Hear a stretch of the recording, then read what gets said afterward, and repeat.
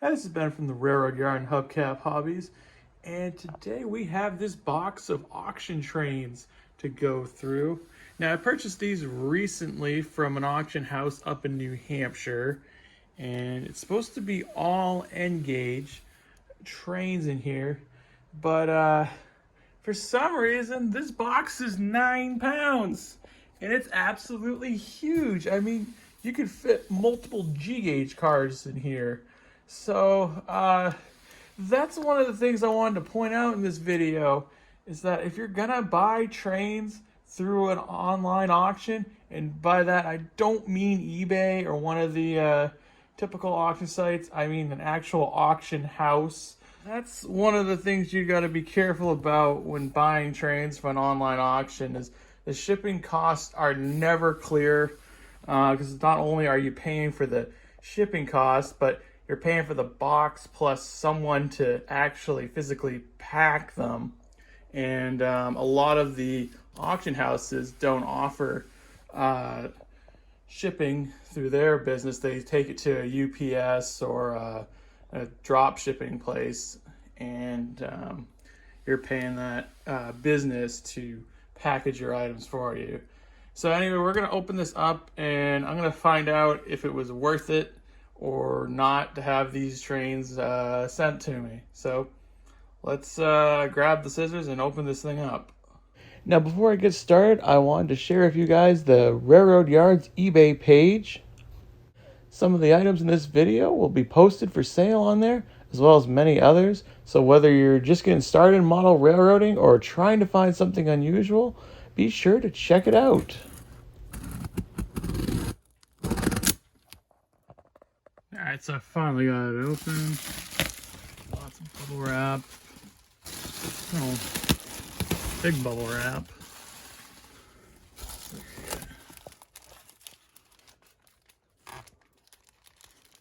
I don't know what that is. Maybe that's two N-scale boxed together. That's what that's got to be. Okay. Alright, so there's a bunch of these in the box.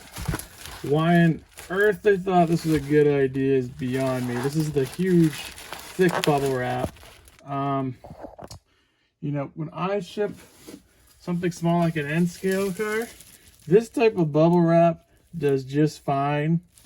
But my guess is that the UPS store wanted to make more money, and they decided to use something that would take up more space so they could charge me more, which I don't mean to pick on UPS, and I don't mean to use my channel to complain, but this is just, I hate to say, this is just stupidity of wasting space and wasting money. Vermont Railway semi-trailer. Here's a nice piece. This is an Amtrak Superliner, just like the ones on the Sunset Limited. If you aren't familiar with the Sunset Limited, be sure to check out my video on it. It's been my most popular video for a couple of years now, so be sure to check that out. And here we have a Burlington. I believe this is a sleeper car.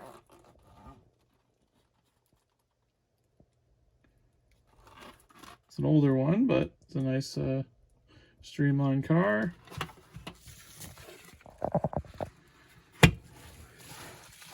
Here we have a modern intermodal flat car. I believe this could be like a double stack, so it would carry a shipping container. You see a lot of these types of cars down here in Louisiana, especially around New Orleans. Some more modern N-scale freight. Those trailer trains. Flat cars. So we have two of them in here. Another trailer train.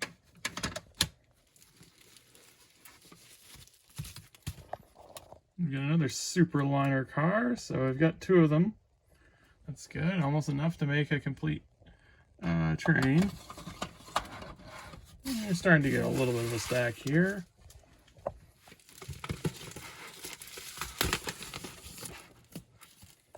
Here we have the Superliner Deluxe Sleeper. That's cool. This is just like the car I rode in. Now, if you're gonna ride one of these, it's definitely cool to be on the top because you got a better view. And also, if you're gonna do an overnight Amtrak train, you want to do it in the spring through the summer when you have more sunlight, because once the sun goes down, there isn't a whole lot to see. So that's the best time of year if you want to take a Amtrak overnight train. There's a coach baggage combination. Yeah, so that's 4 Amtrak cars. That's great. And this is a Spectrum series. And it's a Spectrum series. A Spectrum is Bachmann's higher end line of locomotives. I've had really good luck with them in the past. They run well and they're pretty detailed, and they're not super expensive for what they are.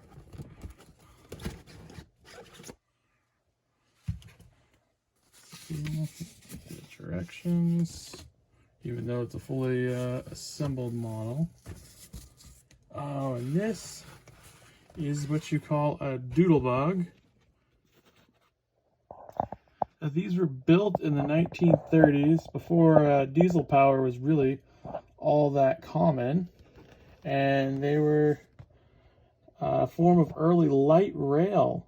Not every line needed a full train of passenger cars, so the doodlebug was kind of like a rail bus in that it was all one unit, locomotive and passenger car, and provide an efficient way to transport passengers.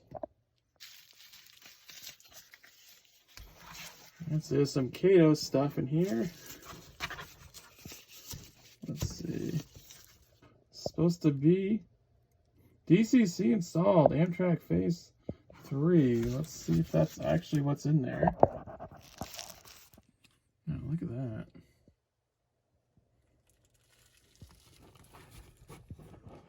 Now this even has the decoder in it, so that's nice. So you don't have to take it apart to plug a decoder in. Let's see if we can open up that box to get a better look at it. Wow, so this is a much nicer model than I expected.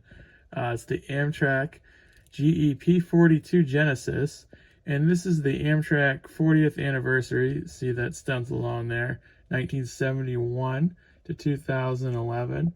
And Amtrak is still running a lot of these locomotives today. The paint jobs are starting to change, and some newer locomotives are coming onto the scene here, but there's still a number of these out there operating. And here we have an EMD F40PH. This is one of the most iconic Amtrak engines out there. I'm not sure if they still have any in operation. I know they did as of, well, geez, stating it. I remember seeing one on the Downeaster. That's probably close to 20 years ago. And I believe it was just used for the dynamic braking. I don't believe it still had its original motor operating. So if you know if there are still any F40s running the red, white, and blue, leave a comment and let me know. Here we have some auto loaders. This one's a Conrail.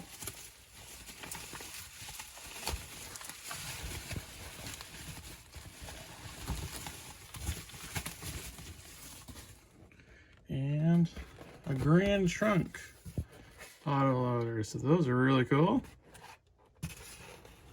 Good for any semi-modern layout. I say that. Conrail's been gone since I believe the 80s, and I don't know if someone bought out Grand Trunk or whatever happened to it, but it's been gone since the 80s. And here we have some Concourse semi-trucks. Engage. Whoever owned this collection really liked Burlington Northern. It's like, geez, maybe half of this lot is Burlington Northern, maybe. These are roadway. We got a flathead semi, so that's cool. Got 2 of those. And so that's the collection from the auction. And looking at it, a box of that size definitely wasn't required. As much as I love bubble wrap and being able to reuse it, I didn't need that much of it. But that's the risk you take when you buy from an auction house that doesn't offer its own shipping. You're really at the mercy of the shipper, in this case UPS, as they kind of know they've got you. As the alternative is what, to abandon the stuff you just bought. So they have the upper hand, and they can essentially charge you whatever they want.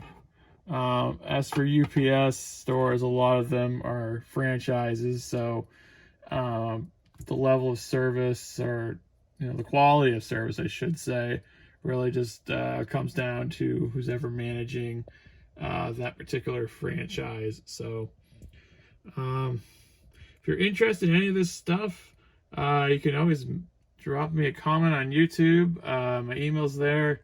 You can also go onto the Railroad Yards eBay page. The link is in the video description.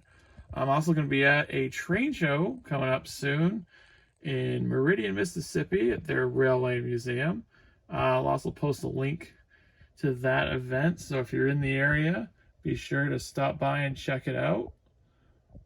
So anyways, thanks for watching, and see you in the next video.